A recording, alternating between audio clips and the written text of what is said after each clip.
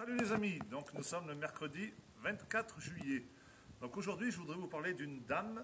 Je vais vous lire son message qu'elle m'a envoyé tout à l'heure. C'est juste hallucinant, encore une fois de plus. J'y perds mon matin. Donc voici le message. Bonjour Sébastien, je vous avais contacté il y a quelques jours. Je suis Bénédicte, l'infirmière qui vit dans le Gers, à côté de Toulouse, en Haute-Garonne.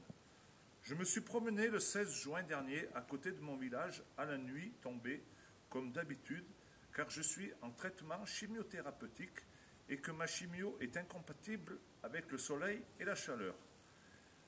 Il y fait très chaud dans le sud depuis plusieurs mois.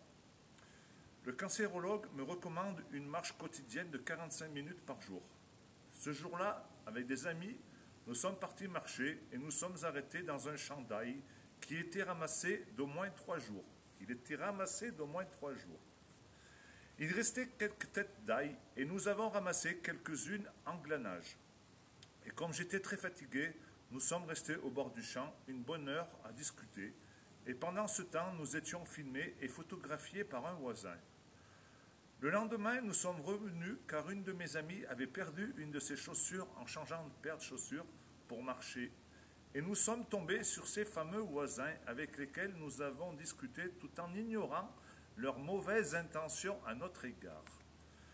Nous sommes accusés par la gendarmerie de Mauvaisin de vol d'ail d'une quantité de 250 kilos alors que nous avions que quelques têtes d'ail. Du coup, nous nous sommes retrouvés fichés avec empreintes et prélèvements ADN et accusés de vol alors qu'il n'y avait aucune intention de vol. Il s'est avéré que le propriétaire de ce champ, son papa, en 2018, a fait 3 arrêts cardiaques successifs durant la messe. Et, avec l'aide d'un dentiste présent dans l'assemblée, j'ai réanimé, perfusé avec le matériel des pompiers en attendant le SAMU. Ce monsieur qui faisait une grave BAV. Pratiquement tout le village était venu me remercier, sauf les enfants de ce papa. Je prenais régulièrement des nouvelles de ce monsieur qui avait eu, à la suite de cet arrêt cardiaque, la pose d'un pacemaker. Quand je pense à votre ami agriculteur qui, lui, a perdu tout le fruit de son travail, oui, c'est la personne que j'ai parlé la semaine dernière, qui s'est fait saccager tout son champ de tomates et de melons, eh bien, nous, pour avoir ramassé en glanage quelques têtes d'ail, nous nous retrouvons fichés et accusés de marche, de vol. On marche vraiment sur la tête dans ce pays. Donc voilà, quand on est une brave dame, une infirmière, on rend service normal, quand on peut on rend service.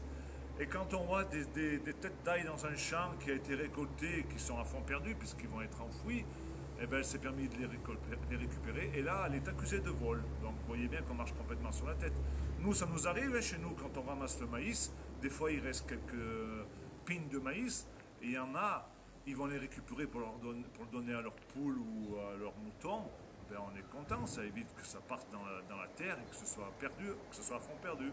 Voilà, donc je m'adresse à cet agriculteur. Il n'est vraiment pas intelligent de faire ça à cette pauvre dame qui plus est à un cancer et qui plus est à sauver la vie de son père. Donc, monsieur l'agriculteur, ayez au moins l'honnêteté d'enlever votre plainte. Vous êtes complètement ridicule et j'espère que cette vidéo, vous allez la voir et j'espère que vos voisins, ils vont vous en tenir rigueur et vous allez perdre des clients. C'est pas normal d'être aussi con que ce que vous êtes. Allez, merci, la bise.